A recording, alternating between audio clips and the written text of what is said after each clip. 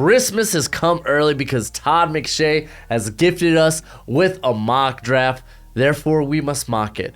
Welcome back to Mock the Mock, where we take a look at someone else's mock draft, and I mock it, giving you my views, thoughts, and opinions. What's crack-a-lackin'? I'm your boy, Broshmo, just in case you did not know. So go ahead, become a bro and subscribe. Leave this video a thumbs up if you enjoy the content. As always, let me know what you think in the comment section below. Let's have that nice, beautiful football discourse. As always, Manscaped, special thanks for being the sponsor for today's video. You get save 20% off as well as free shipping when you use promo code Broshmo at checkout. Go get yourself a lawnmower 4.0 and clean up them nasty nether regions. Get some ball deodorant while you're at it, so the boys are not just looking good but smelling good. Let's go ahead and get into this sucker.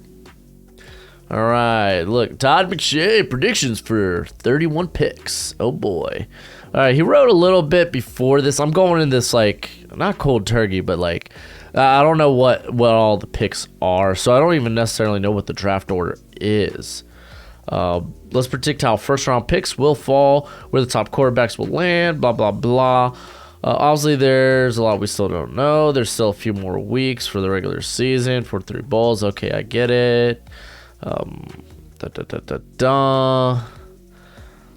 All right, so for now we're relying on ESPN's Football Power Index, which projects the order based on simulations of the rest of the season. Okay, so it's based on, they basically simulated the season week 15 and forward. So that's the draft order if you got a problem with the draft order. Let's go ahead and get into this.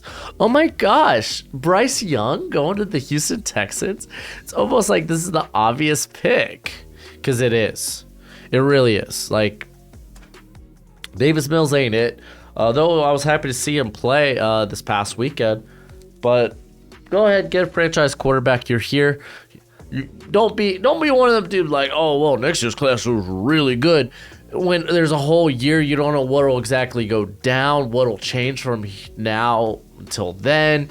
You don't know where you'll be drafting, so it's like, oh, maybe you're in a situation where now you have to like throw a bunch of draft capital just to move up to get your quarterback. Just go ahead, take the top quarterback here, and that is Bryce Young for a lot of people. All right, on to number 2 being the Seattle Seahawks, Jalen Carter. Man, I released a mock draft just yesterday, and y'all are giving me flack for taking Will Anderson. I honestly don't care with the Seattle Seahawks. Will Anderson, Jalen Carter, they're both banger picks. If you have a preference, cool, that's fine. Neither one I think is the wrong answer. So I'm not gonna gripe with people in the comments section. It's like, oh, this would be a better fit, or blah blah blah. And it's like, they're both great players. Just, it's fine. It's fine. All right, but yeah, no, Jalen Carter, I get it. The run defense sucks a lot. I still think this team does need more in terms of pass rush on the outside, but again, they could go either way, and I'm happy with it. I'm cool with it, which probably means this next pick's Will Anderson. Chicago Bears, Will Anderson. That's fine. The Bears, I think, will be happy to take whoever Seattle chooses not to take. So they get Will Anderson here. That's great. They need pass rush. They've dealt away Robert Quinn. We've seen guys like Khalil Mack, Leonard Floyd leave the squad, and they're just not what they used to be in terms of the pass rush. So yeah, grab Will Anderson, pair him up with Travis Gibson, and bam, you got a promising duo. All right, Detroit Lions. This is the money question. Where do they go? They're the next pick. I don't see who they've picked yet, but this is also via the Rams. This is the money question. Where do they go with the top 2 non-quarterback prospects off the board? Do they just continue this run of where, you know what, let's just go with the next best non-quarterback prospect? Or do we see a quarterback at this pick? And we see a quarterback at this pick. Oh, I'm going to read this.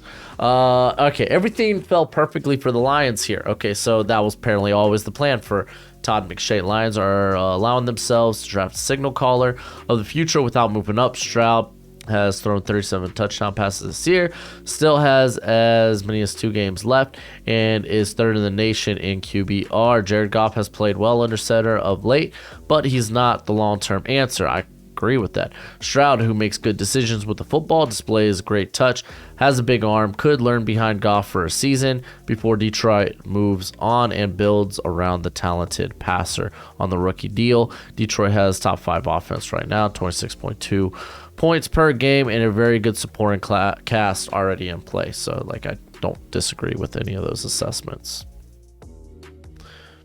I'm fine with it.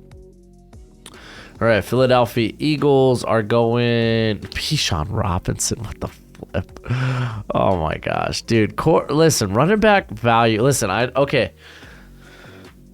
don't think we're yet at that point where we're turning the clock back on running backs. Like, we've seen running backs being able to take over the game a bit more, with a lot more teams choosing to go with like too high, not stack the box.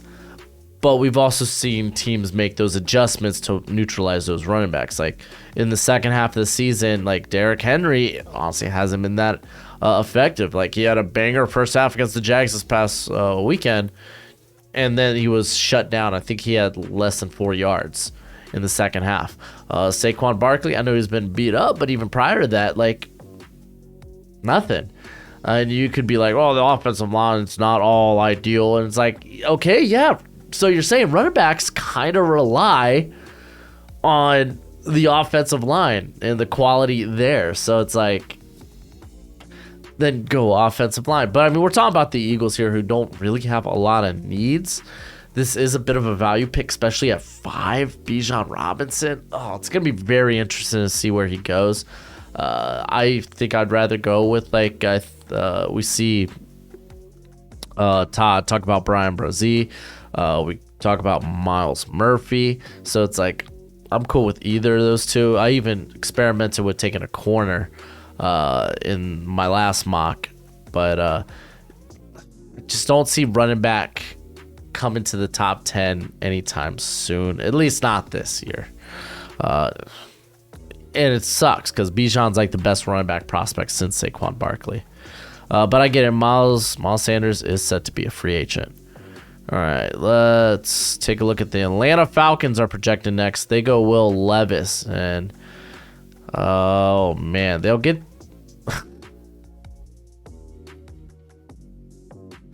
okay, this is interesting. So he talks about I envision Levis, who probably had the strongest arm in this class, driving the ball downfield to guys like Drake London, Kyle Pitts, Desmond Ridder. He'll get a chance to showcase himself this week and finish out the year, so they could get a good, at least a decent evaluation, see if he's worth moving forward with.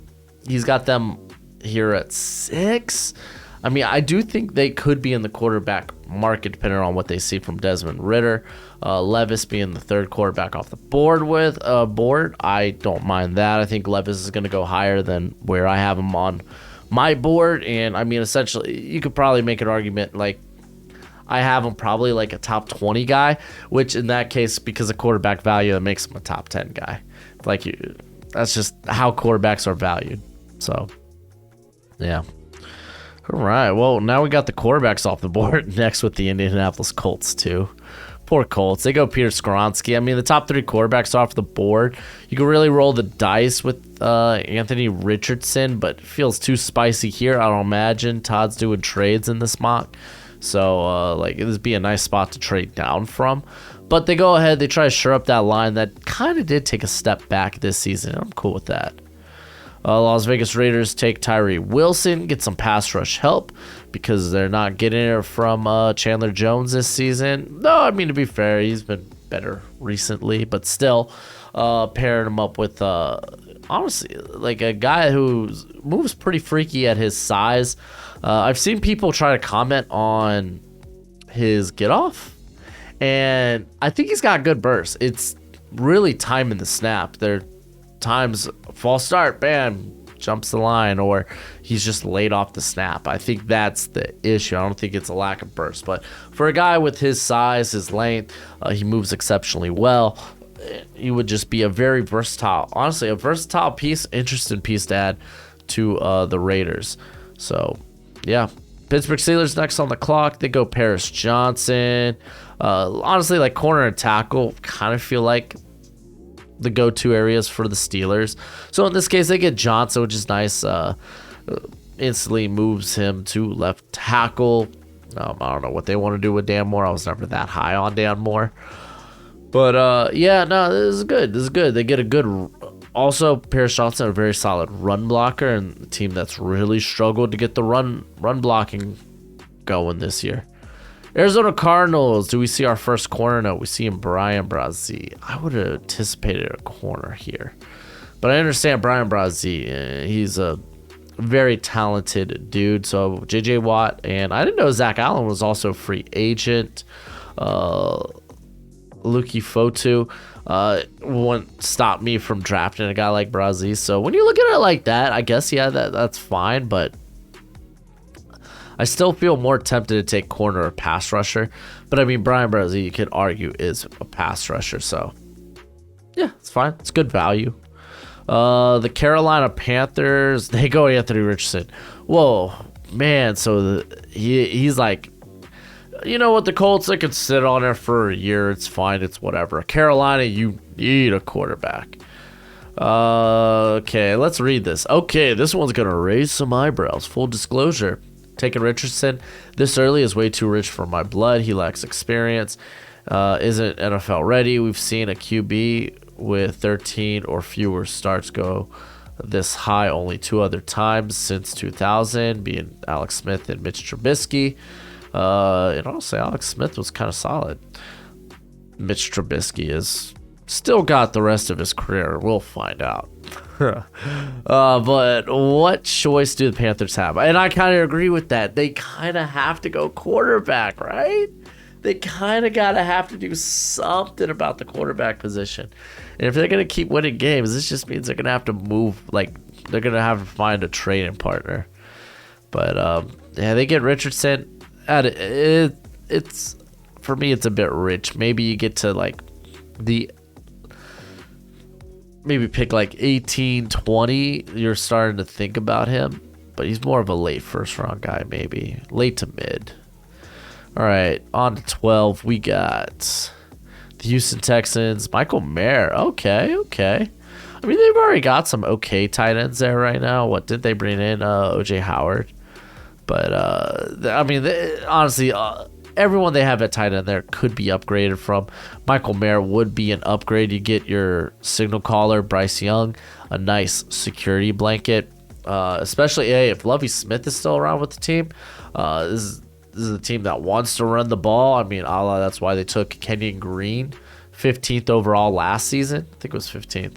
So Michael Mayer would only help that out. So, okay. Jacksonville Jaguars go Quentin Johnston. And I kind of like that, added into that receiving room. Because you got Zay Jones, you got Christian Kirk, Evan Ingram, Calvin Ridley, and then Quentin Johnston's just kind of like, you're kind of hoping to be just better Zay Jones. So it's like, you actually got impressive weapons there. Trevor Lawrence is starting to look really good. So it's like nice to see all that start coming together. So I'm cool with that, man. Having playmakers is so key in today's NFL. The Green Bay Packers take Myles Murphy. I'm a big Myles Murphy fan. I love Myles Murphy. They're talking about Rashawn Gary will be coming off the torn ACL next season. I don't know what Preston Smith's contract looks like, but I don't think that's stopping me from not taking Myles Murphy. So you get a good pass rush duo. Packers could do a lot of different things in this draft. All right, on to the New England Patriots, taking Broderick Jones. This is one of my favorite picks. I think I did this in my mock. Not positive. Don't quote me. No, I think I actually Broderick Jones went elsewhere. But I like this pick since you have Isaiah Wynn being a free agent, and you can't really trust the health of Trent Brown. You get Broderick Jones, who's really kind of a Patriot type of player. Just great build, good length, strong player. I think he would fit in right away. All right, we got the Detroit Lions second pick here. They go Joey Porter. I think this is the first corner off the board.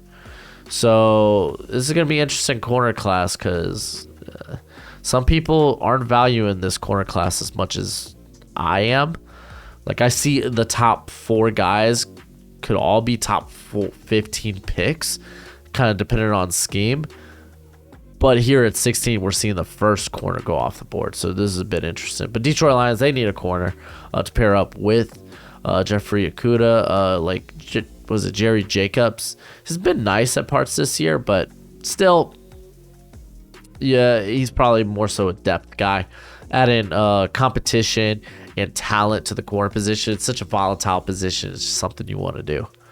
All right, who's pick 17? It's the New York Football Jets. Osiris Torrance totally feels like a Joe Douglas type of pick, which is kind of interesting because, I mean, they got Elijah Vera Tucker, who, quite frankly, they could move him to the outside. Nate Herbig's actually been pretty good for the squad. So, I mean, I guess this means you would kick Elijah Vera Tucker to the outside. Your guards going forward. Well, they got Lincoln Tomlinson, too. It's just he hasn't been that good. I don't know. This one's a bit interesting. I don't know if this is the best play. You let me know in the comment section below. All right, Seattle Seahawks take Brian Branch. I actually kind of like the idea of this because this allows Kobe Bryant to kick to the outside. If you want to play Brian Branch in the slot as you wait out Jamal Adams' terrible contract. And I mean, this is a cat that can play anywhere, I think, in the secondary. Talk about Quandre Diggs. He's gonna be he's 30. Adams is turned 28, so you can get younger in that position. Also, you gotta think, was it Ryan O'Neal? Who's the other safety back there? Because he's like more so a special teamer, but it's Ryan Neal, right? More so was a special teamer, but he's seen quite a bit of snaps the last few years, especially this year with Adams being hurt. And he's actually been pretty solid. I want to say Ryan Neal. That doesn't sound right, though, off the tip of my tongue.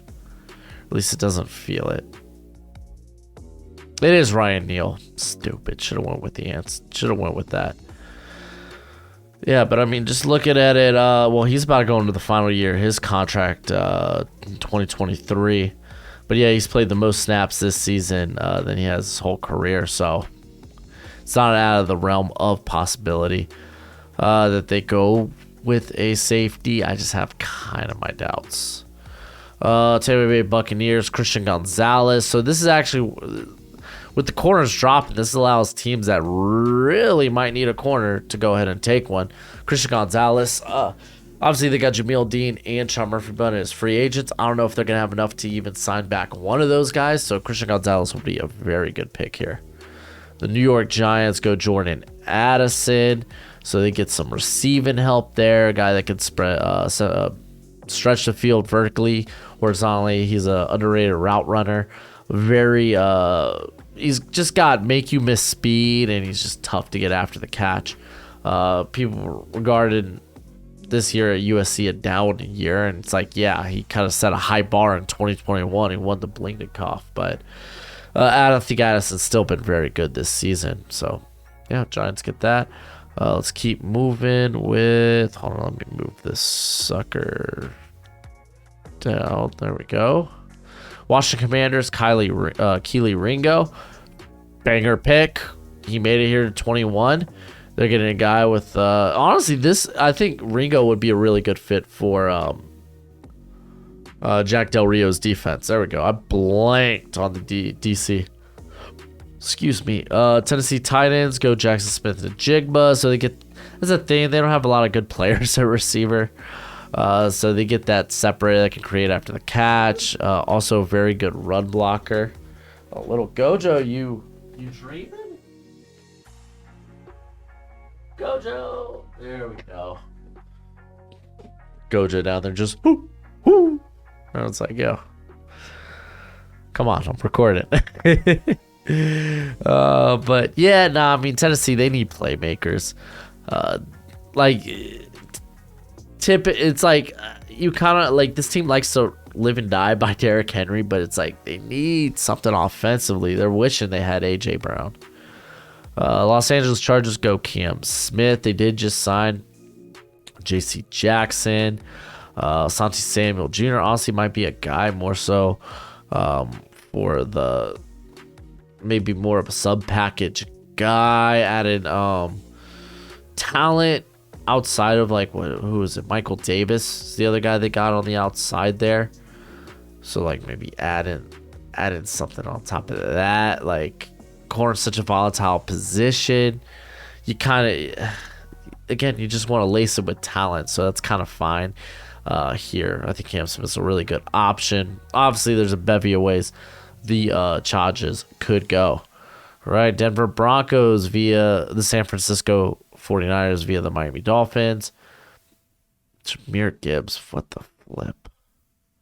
This is a tough one. The defense is solid. Denver doesn't really need any of the receivers. Russell Wilson is a lock-in at quarterback. I'd love to get the Broncos another offensive tackle, but there's a decent drop-off in talent there after Broderick Jones. I kind of agree with that. Gibbs is pretty intriguing, even for a 3-win team. My 20th ranked prospect. He's elusive. I mean, keep in mind also, like, I think, okay, you say it right here, Javonte Williams. It will be a while for Javonte Williams to return after tearing his ACL and LCL. It's a very similar injury to J.K. Dobbins, and it took him like a year and some change to really come back from that. And so we might not be seeing Javonte Williams till like mid-November next year, maybe even December. So maybe grabbing a complimentary back there won't be a bad idea. Baltimore Ravens go Clark Phillips. I don't get this. I don't think this is a good scheme fit. All right. Okay, so let's read this. The Ravens are tied for second in interceptions, and Phillips would only add to their ball hawking skills, blah, blah, blah. He had 6 picks this year, and shows fluid hips, speed, to stick with receivers on the outside, toss in that Marcus Peters, Kyle Fuller are both expiring deals. This makes sense. And yes, I hear the cries for a receiver, but, well, that's not what I'm crying about. I'm crying about size. And I don't think he's a good scheme fit. I don't know, man. I don't know. Maybe Todd sees something I don't. Cincinnati Bengals are going Devon Witherspoon. We're starting to see these corners. Now these second-tier corners just fly off the board. And I actually really like that. 6 corners in the past 11 picks. Yeah, that is true. Eli Apple, Trey Flowers. They're both in free agency, which is fine. I don't like. They're very replaceable. I like what they have in Cam Taylor-Britt.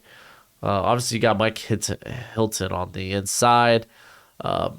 Obviously, Chidobe Uzie. But again, corner, it's such a volatile position. You want to make sure you have just talent there. So I'm cool with that. I love Witherspoon. All right. Minnesota Vikings go Zay Flowers. Man, I'm really feeling like I'm the only one poo-pooing Zay Flowers. If one of those 6 corners slide, I could see them landing here, or maybe the Vikings reach down the board for a linebacker or a center, but with Adam Thielen turning 33 this offseason, they should be looking for another compliment to Justin Jefferson at receiver. Flowers has terrific instincts and elusiveness, forced missed tackles, and 12 touchdowns this year. He's only 5'10", but he could do damage out of the slot in an offense immediately as a rookie.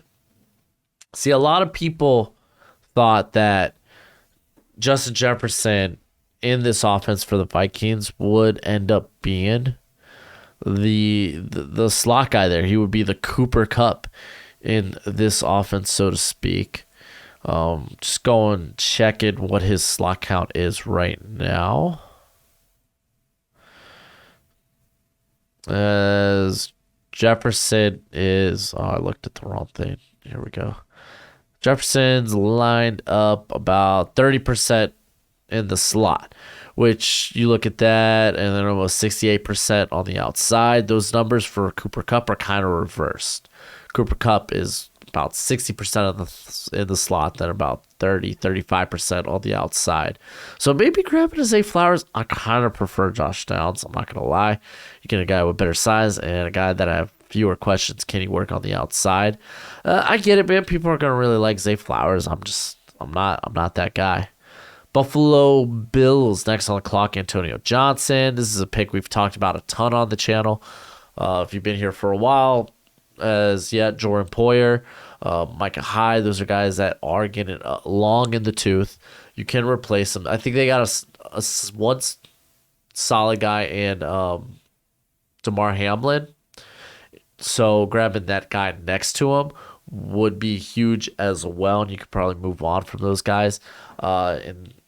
Or at least I think one's a free agent. Yeah, Poyer's going to free agency, and then Hyde will be a free agent after the 2023 season. So now you eventually move on, and you got your guys moving forward. So I think Johnson would be a good fit to the defense as well. Dallas Cowboys, Lucas Van Ness. All right, straight up. Technically, Lucas Van Ness hasn't declared for the draft. Now let's go here real quick to 24 Sports. Lucas Van Ness turn-in. Now this was said back in November. Not that y'all can see it. Here, I'll do this. Says he has no interest in leaving for the NFL draft, but this was said November 22nd. Obviously, a lot of things can change if people are starting to project him in the first round. He could end up coming out, so no guarantee. A lot of people are like, pass rusher isn't a big need for the Cowboys, and it's like, kind of like Cowboys, you can kind of just take the best defensive player available. If you feel it's Van Ness, then go for it. I had them take Nolan Smith because I was like, this is a guy that probably would end up going higher. He's got a lot of crazy traits, and he kind of fits a Randy Gregory type of mold. So it's like, I don't know. If you're trying to tell me like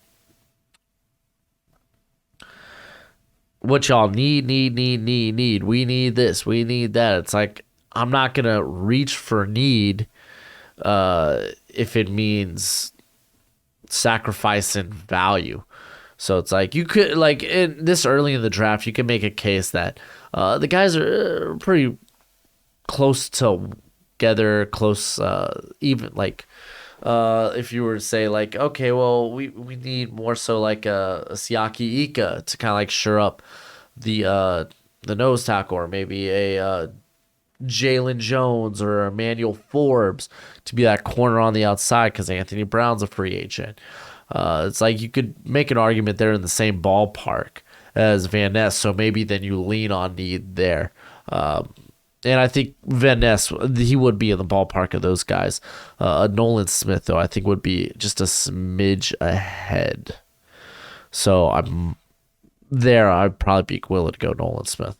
We got Jared Verse going to Kansas City Chiefs. I love me Jared Verse. Super athletic. Packs a lot of punch in his 251 frame. Carlos Dunlap is a free agent after this season. Chris Jones and Frank Clark are set to be free agents 2023. After the 2023 season. Chris Jones, best believe that your sweet cheeks, he's coming back. Frank Clark, probably not so much. And wouldn't be if they can move off of this year, I think they would. So pairing Karlaftis with a guy like Verse would be huge. I love Kansas City going defense in the first round. All right, we got the Philadelphia Eagles, Isaiah Foskey. Oh man, yeah, Derek Arnett. This was a cat that was like, he may have re-signed with the Eagles, but he already felt like he was on his way out. He was going to play no significant role for the Eagles. Brandon Graham is up there in dog years. He is on the last year of his deal, but I can see him sticking around on a more team-friendly contract. They got Josh Sweat, but getting a nice rotation there. A guy like Foskey would be real nice high floor individual. So, yeah. And, oh, man, that was the last hit. Okay. So let's take a look at this. Who would be best available on day 2? So he only lists out these guys here. So Josh Downs, guy I mentioned. Andre Carter, I think he's firmly day 2 just because of how much development he's going to need. Here's Keon White. A lot of people are really high on him. I think he's going to test out really well. Siaki Ika, and then Drew Sanders. Drew Sanders is going to test out like a freak. Siaki Ika moves exceptionally well for a big man his size. But let me know what you think in the comment section below. That's it for the video. Go ahead, do the YouTube thing. As always, until next time, you be easy, my friends. Later.